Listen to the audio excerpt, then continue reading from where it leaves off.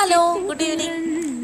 ഈ മാനിഫെസ്റ്റേഷൻ വർക്കാവെന്നൊക്കെ പറയാറില്ലേ, ശരിക്കും അതുപോലുള്ളൊരു കാര്യമാട്ടോ ഇത്. എൻ്റെ കയ്യിൽ ഞാൻ നഴ്സറിയിൽ നിന്ന് വാങ്ങിച്ചൊരു മൾബറിയുടെ തൈ ഉണ്ടായിരുന്നു.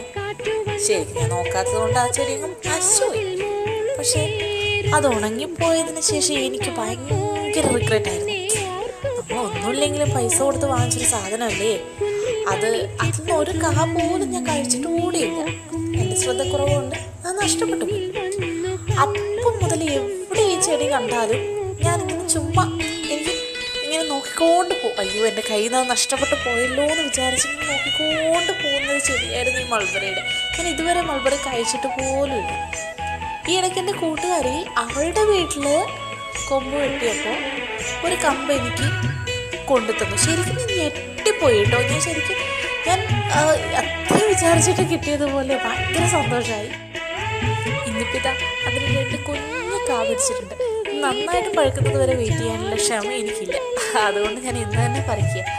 പിന്നെയും കുഞ്ഞു കുഞ്ഞു മുട്ടൊക്കെ ഉണ്ട് കേട്ടോ, ചെറുതൊക്കെ വരുന്നുണ്ട്. ഇത് ഞാൻ ചട്ടിയിലാണ് നട്ടു കൊടുത്തിട്ടുള്ളത്. ഇനി ഇത് നന്നായിട്ട് വളമൊക്കെ കൊടുത്ത്, ഇതുവരെ ഒന്നും ഇട്ട് കൊടുത്തിട്ടില്ല കേട്ടോ. ചട്ടിയിൽ വെറും കരിയിലയും പിന്നെ മണ്ണ് മാത്രമേ ഇട്ട് കൊടുത്തിട്ടുള്ളൂ. ഇനി നന്നായിട്ട് വളമൊക്കെ കൊടുത്ത് നോക്കണം. കുഴപ്പമില്ല കേട്ടോ, ഇളം പുളിയാണ്. നന്നായി റെഡ് കളർ മാറി നന്നായിട്ട് ബ്രൗൺ കളർ വന്നു കഴിഞ്ഞാൽ നല്ല മധുരമാണെന്ന് പറയുന്നത് കേട്ടിട്ടുണ്ട്. നോക്കാം നമുക്ക്. ഇനിയുണ്ടല്ലോ ഇതാ കൊച്ചു കൊച്ചു മുട്ടുകൾ കണ്ടോ, കുഞ്ഞു കുഞ്ഞു മുട്ടുകളുണ്ട്. ഇത് മറ്റൊരു പരീക്ഷണമാണ് കേട്ടോ. ഉള്ളിക്ക് വേണ്ടിയിട്ടൊന്നുമല്ല, ഉള്ളിത്തണ്ടിന് വേണ്ടിയിട്ടാണ്. ഇതുവരെ ട്രൈ ആയിട്ടില്ല. നമുക്കൊന്ന് ട്രൈ ചെയ്ത് നോക്കാമല്ലോ. Okay, thank you. Keep support.